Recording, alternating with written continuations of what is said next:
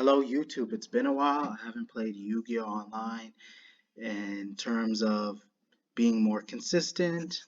But like I said, I want to be able to take a break from doing certain content. I want to be able to ease down on trying to put a lot less stress on my body so I don't have to get too obsessed with making all these videos, because if you were in my shoes, there are times where you gotta be able to relax and sit down and focus outside of YouTube. But as I'm now, I'm playing the ABC deck that I currently have. The reason why I'm doing this duel is because I made some new adjustments, as you can tell. I'm actually, maybe I will eventually do a deck profile, but I make sure to adjust this deck to make sure it's capable of spamming a bunch of monsters, so I can be able to go into my first turn disruptions. And what I mean by that, I want to be able to go into the board that I'm looking forward to. That will help me be able to like chain to whatever card my opponent activates to. So, but I feel like there definitely needs to be some changes to the extra deck as well. I might consider. So, looking at this duel so far, things are gonna get heated. My opponent expects me to keep going. I'm not too sure whether he has something waiting for me, but I could tell he's playing a Watt deck mixed with Thunder Dragons, considering they're not how they used to be, especially with Colossus Band. So I was, at the time, obviously I would not know what cards he had in his hand, because this is me going first, so I kind of have to be aware of what I'm up against, so I can be sure to set up my board first. And if my opponent has anything to counter, I'll try to find a way afterwards. But looking here, I could still make my plays.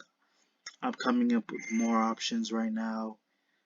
Other ulterior motives to summon my other extra deck monsters, which really helps, honestly. Like, some people might not, I haven't really thought of putting Gizmek, but when I think about it, I feel like it does make a difference for the deck, because ABCs really lack special summons. Like, there isn't that many monsters that help contribute to the deck that makes the deck more viable and powerful in terms of creating more boards, creating more powerful monsters. But Gizmek is one of those cards that can help basically convert this deck and make it more viable.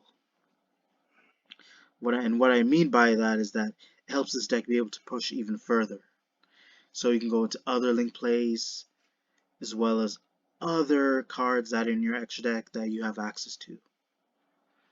But as I'm saying, this is telling me Appaloosa was definitely the right choice on my first turn.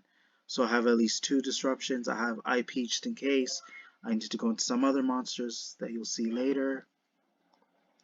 And I'm already off to a good start. So as I'm waiting for what my opponent has waiting for me, even though I already saw his hand. So let's fast forward here. He just sets a monster. I discard the Sea Crush Water from hand to banish his face down. And like I said, it was a quick duel, so I realize I think this is going to be my permanent deck from now on. When playing ABC, I feel like the card choices were definitely well thought out.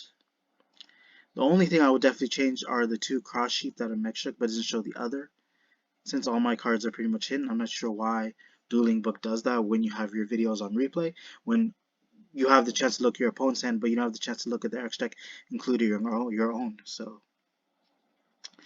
but again, like I definitely, this deck in a way has proven to be better now with the cartridges already made. So it seems like, depending how it works out for me later in the future, and hopefully you guys learn from this when looking at my card choices, there could be something in mind that may help you in future duels, especially if you're trying to come back playing Yu-Gi-Oh, or you're trying to get into it. This video is where you should start looking for. Is what you should start looking at first, and then see my other videos. But honestly, if you're playing EPC, always make sure to play the Therion package. play the Galaxy Photon cards as well, just in case you want to play more light monsters and go into Cyber Dragon Infinity for more negates. But again, I think the cards already chosen for this deck was definitely the right call, and it's well suited for this deck, especially whatever meta I'm up against. But again, I hope you guys enjoyed the video. Be sure to check for more upcoming content later in the future. Be sure to check your notifications, comment, like, subscribe. Thank you.